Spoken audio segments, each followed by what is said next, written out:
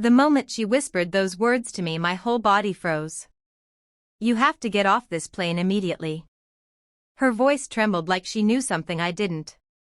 I clutched my boarding pass tighter and forced a shaky smile. "I'm sorry, what?" She didn't answer, just glanced toward the cockpit, her eyes wide and fearful.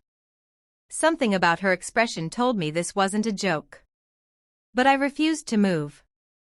Because this flight meant everything to me. It was the first time I'd gathered the courage to travel alone after my husband Daniel died. We'd planned this exact trip to Paris for years. But fate had stolen him from me in a car crash 2 months before our anniversary. Now I was flying alone to scatter his ashes where he had once promised to take me. I thought this flight would bring me closure. Maybe even peace. As I took my seat near the window, the whisper echoed in my mind. "You have to get off this plane immediately." The flight attendant passed by again, avoiding my gaze. Something about her silence made my heart pound harder. The cabin felt colder. The hum of the engine louder than usual. A man in the next seat smiled politely. "First time flying alone?" he asked. I nodded. "My husband used to take care of all this," I whispered. He chuckled softly, but his eyes softened with understanding. "I'm sorry for your loss," he said. I managed a faint smile. "Thank you." The plane began to move down the runway, and that's when I noticed the flight attendant again. She was standing near the back, staring right at me, her face pale.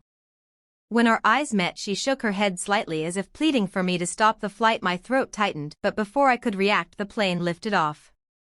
I tried to calm myself, focusing on the soft hum of the air vents. But something felt wrong. It wasn't turbulence. It was a sense. A deep instinct that something wasn't meant to happen today. Midway through the flight, the captain's voice came over the speakers, calm and routine. "Ladies and gentlemen, please remain seated." But his voice cracked on the last word. I noticed it immediately. The man beside me raised an eyebrow. "Everything okay?" "I don't know," I whispered. The flight attendant came back, this time holding a tray of drinks, but her hands trembled. She leaned toward me, pretending to pour water.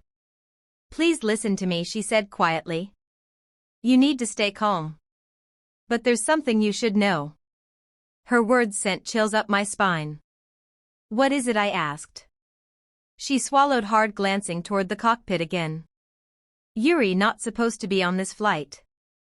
I froze. "Excuse me." She looked like she might cry. "Please trust me.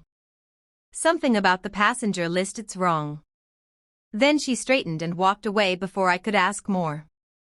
I sat there in disbelief, staring at the seatbelt light. My mind raced. Did she mean there was danger? Or was she mistaken? I felt dizzy. I reached for my bag and pulled out Daniel's photo. He was smiling in that picture, wearing his favorite blue shirt. I whispered to it. "What's happening to me, Daniel?" For a second I swore I felt his presence beside me. That same calm warmth he always gave me when I was scared. Suddenly the plane jolted. People gasped. The lights flickered for a moment before returning to normal. The captain's voice came again, tighter now. "Everything is fine, just a minor technical check." But his tone said otherwise. The man beside me leaned closer. "Maybe you should tell the crew if you're feeling unwell." I nodded slowly, still gripping the photo. Then something strange happened. The screen in front of me flashed. A name list appeared briefly before fading. But I caught one thing. Passenger 23, Daniel Carter, seat 14A. My husband's name. My breath caught. No. That couldn't be possible. Daniel was gone. Buried. Seat 14A was 3 rows ahead. I stood quickly, heart pounding. The flight attendant tried to stop me, but I pushed past her. When I reached the seat, my legs nearly gave out. A man was sitting there. Head turned toward the window. Wearing a blue shirt. The same one from Daniel's photo. I whispered. "Daniel." He turned slowly, his eyes gentle just like before. You weren't supposed to be here, he said softly. I shook my head, tears blurring my vision. This isn't real. He smiled sadly. You didn't listen to the warning.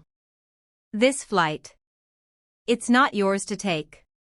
The world around me blurred.